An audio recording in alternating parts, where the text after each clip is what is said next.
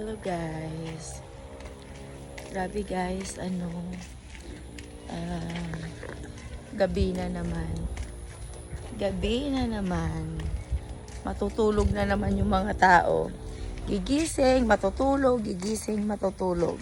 Mamamalayan na lang natin matanda na tayo, no? Grabe.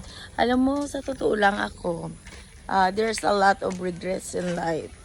Alam mo kasi guys, yung mga ginawa ko ay at gustong gawin noong kabataan ko, parang it's not good enough.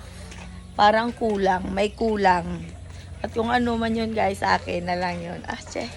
May sikreto akong akin na lang yun. Ayun, yung pagkukulang ng sa Sanajeng, may kulang. I mean, hindi pagkukulang, may kulang. May kulang akong gustong gawin na yun yung pinaka-regrets ng buhay ko. Kaya para maging masaya ang mundo nyo, dapat walang regrets sa buhay. Dapat ginagawa nyo kung ano yung gusto nyong gawin sa buhay. Yun. Para pagdating ng panahon na tumandaman kayo, wala kayong pagsisisihan. Bakit? Kasi you explore a lot of things. Yun lang yun. Sana all. Ayun siya. Bye. Say hi, Jeng. Halika rito, Jeng. Halika. Say hi sa vlog ni Mama Tani. My little vlogger, Jing Jing. Hi guys. Welcome to Mama Tani's vlog. Ayun ang aking pamangkin. Nagba-vlog na yan guys. Huminto lang.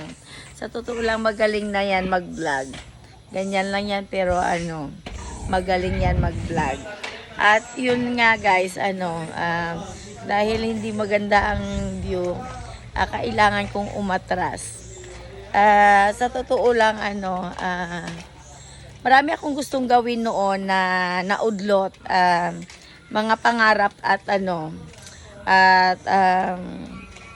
basta parang kasi guys, alam mo yun, late na, it's too late to do something. Parang, yun yung regrets ko sa buhay. Ang hindi ko nagawa kung ano yung gusto kong gawin nung kabataan ko. Nung nasa middle pala ako ng kabataan. Ayun. Kapag nag-edad ka na ng 40s, matured na yung buhay mo, sasabihin mo na, I want to be, para sa akin, I want to be a single for life na. Yun. At gusto kong maranasan ang hindi ko nagawa na mag-relax kasi buong talambuhay ko guys, wala akong ginawa kundi magtrabaho. Ayun, okay din pala na bata ka pa magtrabaho ka na magtrabaho para kapag na-achieve mo na yung gusto mong ma-achieve sa buhay, relaxations, galore na. Ayun na lang ang gagawin mo, mag-relax. Ayun guys, at okay naman guys, relax naman ako. Lalo na kapag nasa YouTube ako. Kaya kung inaakala nila na pwede nila akong i-stressin, kakabash sa ko, hay nako. Basher is normal, yeah.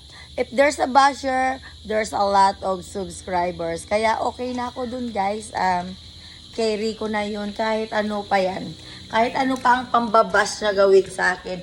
Wala akong pakialam sa anumang dahilan. Ayun lang guys. Kung ano man ang dahilan, wala akong pakialam. Malapit ko na tumapid guys. 1 year pa. Makakash ko na ang aking car. Ayun. Di ba astig no? Ayun, yun lang guys. Yun lang baka gusto nyong i-monitor ang talambuhay ko. Okay naman ako ngayon. By the way guys, thank you nga pala sa inyong lahat. Thank you sa aking mga subscribers na nag-stay sa aking YouTube channels. Thank you so much and God bless you all sa inyong lahat, guys. Bye!